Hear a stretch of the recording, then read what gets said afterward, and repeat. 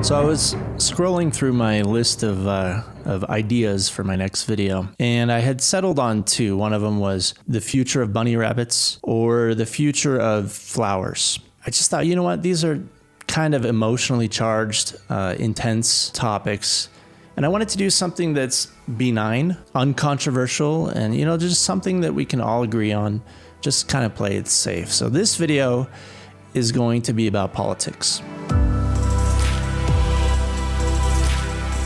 So last week, Now This News, they released a video on their YouTube channel, and let's just watch a portion of this together.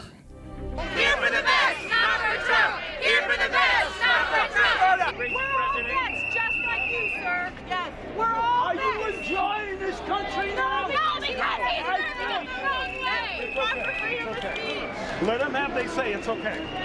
Give me a gun, I'll shoot you, son. No, it's okay.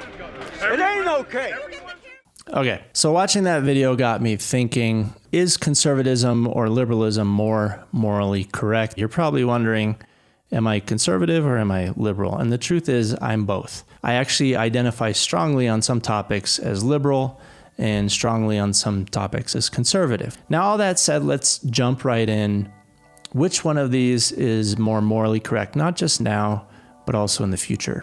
So let's visualize a spectrum. So on the one hand, you've got conservatism, and on the other, you've got liberalism. Now, conservatism is associated with traditions and protecting the status quo, and today it's associated with faith. And then on the other hand, you have liberalism, which is associated with change and progress, and also the scientific method as opposed to faith.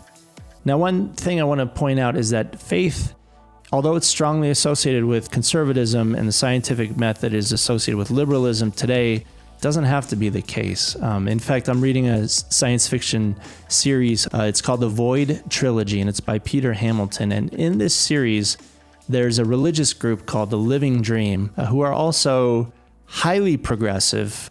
They want to fly a bunch of their followers into this massive void. And in doing so, they actually threaten all life forms in the galaxy because the void may expand and consume the entire galaxy. So you have a bunch of different aliens and various factions in the human race that are kind of navigating this dynamic, this potential catastrophe that's brought about by extremely fervent, faithful liberals.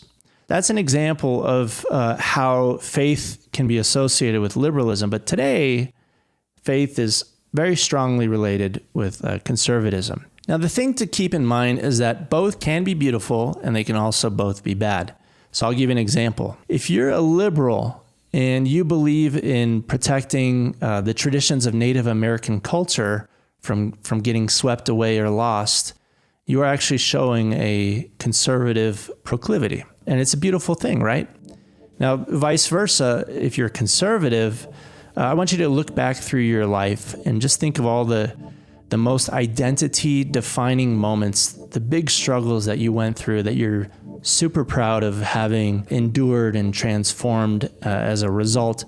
Those were all moments where you were confronted with some big, scary change. And that change forced you to grow and adapt and evolve as a person. And that's an example of how change is beautiful, not just for us as individuals, but it's also beautiful for cultures to change in the same way so they don't get stagnant.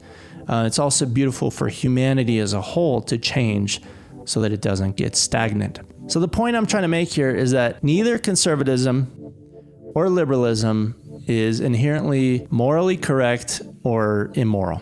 Now let's go back to the spectrum, right? We've got conservatism and liberalism. Now I want you to imagine two smaller spectrums going vertically off of either point. And these spectrums are the flavors. And these flavors are what complicate things. These flavors introduce morality into the equation. These flavors are love and hate. Now we all know what hate is. But what is love? Love is inclusiveness and kindness and generosity towards your fellow human. Charity, being a good person, just giving with your whole heart to someone.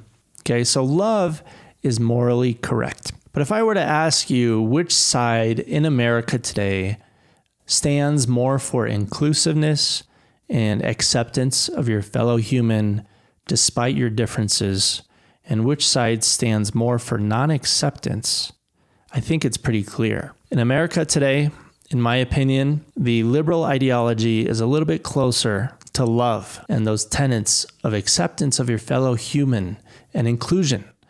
And the conservative ideology is a little bit closer to hate and non-acceptance. Now, notice I didn't say liberals and I didn't say conservatives. And that's because this isn't a conversation about individuals and their political beliefs. It's not a conversation about their capacity for love. This is a conversation about the current administration, which happens to be conservative and also happens to stand more for hate than it does for love. But what about the future? Can we find ourselves in a situation where the liberal ideology is leaning more towards the tenets of hate and non-acceptance? Yes, it's very possible. In fact, it's something that I'm worried about. Specifically, I'm talking about something called transhumanism. Now, transhumanism is a very complex topic, and it's enough for like 20 videos, but it essentially means modifying the human body to become more than human. Technically, we're all transhuman today. I mean, every time you take an Advil, that's not natural. You know, you're using this synthetically derived chemical to modify your body. Here's a better example. If you have a shoulder replacement, you have metal inside your body. That's not natural. So in some respects, we're all transhuman already. But I'm talking about a whole new level of transhumanism, which is scary.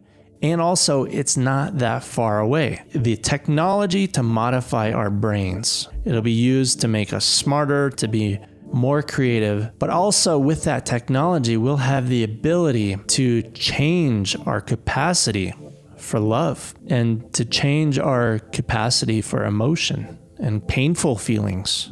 You know, it may start out innocently where someone says, I don't want to feel or think painful, stressful thoughts. And they'll be able to modify their brains so that they don't have to deal with those kinds of things. I'm scared that a lot of people are going to take that up. They might see love and compassion and emotion as a form of weakness, you know, or something holding them back from the next stage in their personal evolution. And that's where shit gets scary. Transhumanism allows us to lose our morality. And in that scenario, it may be the conservatives, the ones who embrace tradition and status quo, that are the ones that save humanity and that are morally correct. Whew.